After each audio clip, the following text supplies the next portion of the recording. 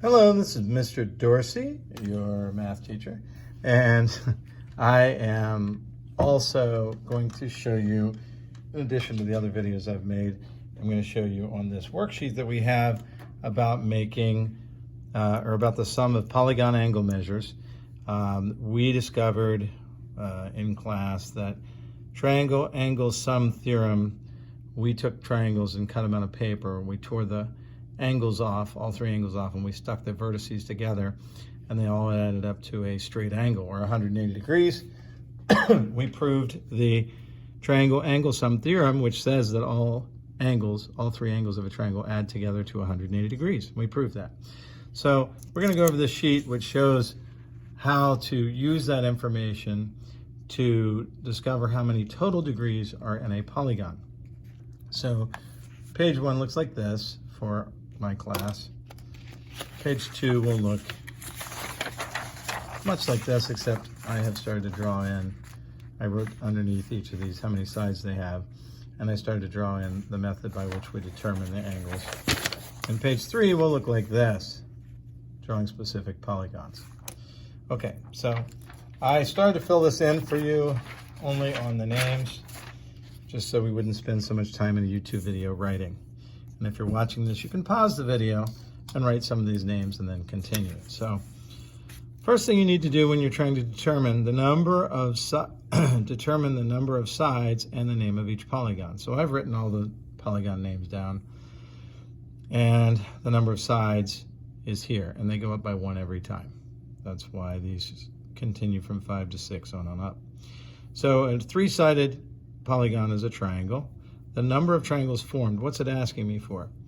It says divide your polygon into triangles by drawing all the diagonals that are possible from one vertex to the others.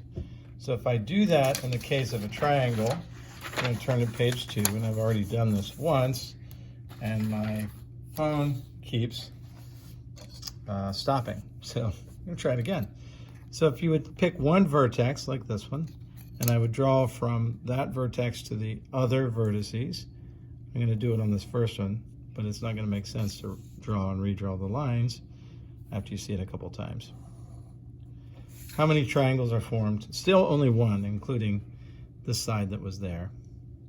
So I'm going to go back to my inside of this page, or outside, page 1. And on the triangle, it formed one triangle, exactly one triangle, and 1 times 180 gives me 180 degrees. And again, we know that one triangle times 180 degrees for all 3 sides added together gives us 180 degrees. The next one's a quadrilateral. You probably remember quadrilateral means 4 sides, 4 angles. So I'm going to move some things here because my camera is going to get interfered with, unless I do. Okay, so quadrilateral. I'm going to look at the back of this paper, and again, I drew this one, quadrilateral. I've already done it because, again, second time, at least the second time I'm doing this video. So I go from one of the vertices, I'm going to pick this one, and I'm going to draw it. I'm going to draw it to the opposite vertice right here, like so. And then the third one, and I'm not going to keep drawing over the sides. You'll see, if I draw from this vertice to the last one, how many triangles did it make? 1, 2. So then on the front of this page, I'm saying, oh, on the quadrilateral it had 2 triangles formed. 2 times 180 gives me 360. I'm right up against the camera stand, so it's a little tricky. All right, so now we go into the Pentagon, which is 5-sided. And I'm starting to see a pattern, but I'm going to show you on Pentagon. I've already done it here. I drew a line from one of the vertices. Again, I can pick any which one and draw the lines to the opposing vertices, to all the different vertices. And I come up with something that looks like this from a pentagon. 1, 2, 3 triangles. Okay, you're starting to see a pattern, I hope. I'm going to do it here so you can see it now on the 6-sided one, and I'm going to go back and fill those in. Let's go back to the 5-sided one. Pentagon had 3 triangles we just discovered. 3 times 180 is 540 degrees. Okay? Hexagon. Now we're going to do that one. Hexagon has 6 sides. I picked this vertex. Again, it does not matter which one. Just use only one to draw these lines to divide your polygon. And when I've gotten them drawn, I discover, you're probably already noticing the pattern, 1, 2, 3, 4 triangles. Oh, so if I have 4 triangles on page 1 on a hexagon, I have 4 triangles. 4 triangles times 180 gives me 720 degrees. Oh, I'm starting to see. 1, 2, 3, 4. I bet I could go all the way up, but I'm going to prove it with 2 more before I let you use the ones that I did on the bottom of the page. So let's do the 7-sided angle. I'll pick one of the vertices. I don't care which one, so I'm going to pick this one. I'm going to draw lines from it to the opposing vertices, and I'm going to come up with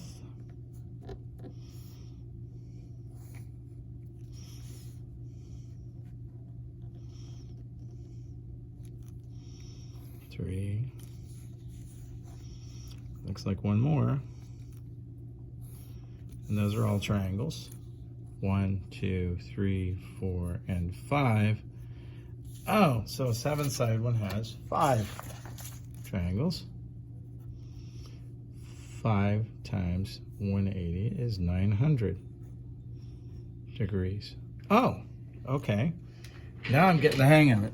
I'm going to do one more for your sake here. Then I'm just going to fill in the rest because you can calculate it, but it's kind of silly to keep going on this when you see the pattern.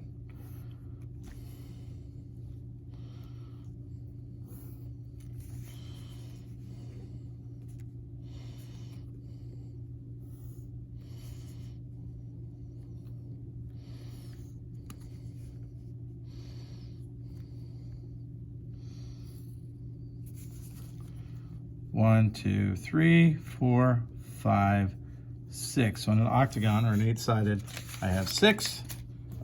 Here's 6. 6 times 180 gives me 1080. Okay, 1080 degrees inside of a heptagon or octagon. And an eagon, if I'm saying that right, must have 7 sides, and indeed it, or 7 triangles, and indeed it does. I've done that. And the next, the 10-sided must have 8, which it does. The 11-sided must have 9, which it does. The 12-sided must have 10, which it does. The 13-sided must have 11, which it does. They're just going up by 1 here. As these go up by 1, these go up by 1. And the 14-sided tetradecagon must have 12, which it does. So now if I fill these in, I have 7, 8, 9, 10. These are all number of triangles. 11, 12. So then if I fill in my number of degrees that this adds up to, I had them all filled in on one. So I don't have to do the mental math in front of you. There it is.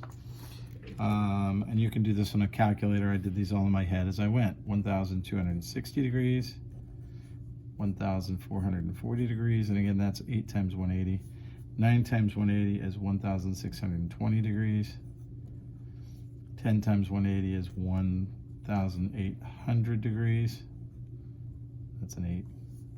11 times 180 is 1980, 1,980 degrees. And 12 times 180 is 2,160 degrees. Now, this last one, I wasn't quite on the screen there, but you can see I was multiplying them out. This last one, N, what is it talking about? It calls it an Endgun. Write a rule for the sum of the measures of an Endgun. I'm going to call it an Endgun because I have no idea. It's for any Endgun. You discover that the N, which is the number of sides, minus 2, gives you the number of triangles formed. So we're going to put n minus 2, and I'm going to put in parentheses. I'm going to use that n minus 2 times 180 gives us for any polygon. So if I tried that n minus 2 times 180, 6 minus 2 times 180, so 6 minus 2 is 4. Times 180 is 720. That's correct. So that is the sum of polygon angle measures, and we proved it. And we used the Triangle Angle-Sum Theorem, which we know each angle in the triangle put together, added together, adds up to 180 degrees in every triangle. We use that to then determine how many degrees in each polygon. What does that really do for me? I will show you in the next video, which is drawing polygons, drawing regular polygons using these angle measurements. So I'll show you what that is. Okay.